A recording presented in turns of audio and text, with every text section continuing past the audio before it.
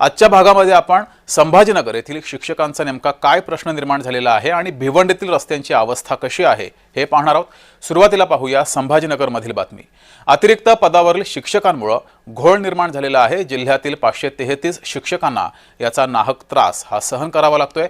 शाळांच्या अस्तित्वावरच त्यामुळे प्रश्नचिन्ह हा निर्माण झालाय।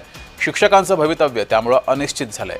विद्यार्थ्यांचे जन्म प्रमाणपत्र, आधार कार्ड नसणं, आधार कार्ड किरकोळ दुरुस्ती बदली करणाऱ्या कंपनीच्या चुकीमुळे अतिरिक्त ठरलेल्या पदावर दिलेला शिक्षक यामुळे छत्रपती संभाजीनगर जिल्ह्यातील अनेक शाळेतील जुन्या शिक्षकांवर बदलीपात्र होण्याची वेळ आली आहे। याचा जिल्ह्यातील 533 शिक्षकांना नाहक त्रास सहन करावा लागतोय। हा निर्णय शिक्षकांच्या पदावर, मराठी शाळांच्या अस्तित्वावर प्रश्नचिन्ह निर्माण करणार आहे। या निर्णयाने शिक्षकांचं भवितव्य हे अनिश्चित झाले। एक शिक्षक अतिरिक्त होतोय तसं सामान्यीकरण करणं गरजेचं होतं, मात्र तसं न दाखवता बदलीपात्र 3 शिक्षकांच्या जागेवर 3 शिक्षक बदलीनं दिले गेले।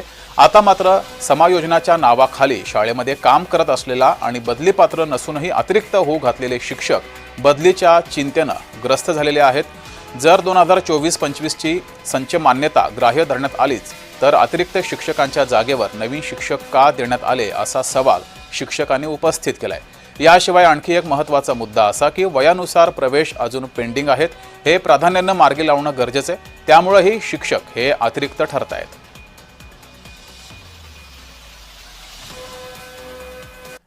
तर हा विषय अधिक सविस्तरपणे समजून घेऊयात आपले प्रतिनिधी विजय चिडे यांच्याकडून। सध्या जर पाहायला गेलं तर शाळेमध्ये संच मान्यतेनुसार आता शिक्षकाचं भवितव्य जे आहे ते धोक्यात आल्याचं पाहायला मिळत आहे।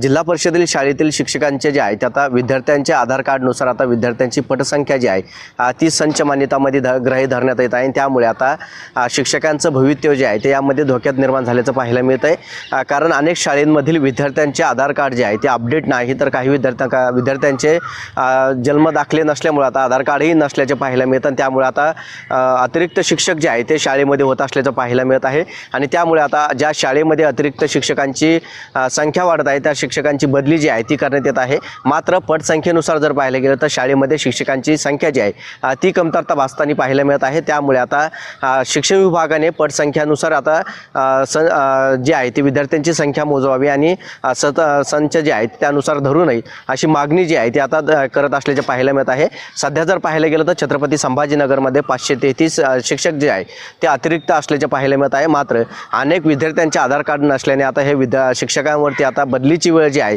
ती त्यांच्यावरती आल्याची पाहायला मिळत आहे। जुन्या शिक्षकांना आपली शाळा सोडण्याची वेळ जी आहे ती त्यांच्यावरती आता ओढवल्याची पाहायला मिळत आहे। त्यामुळे आता प्रशासन यामध्ये काही निर्णय घेणार का याकडेही सर्वांचं लक्ष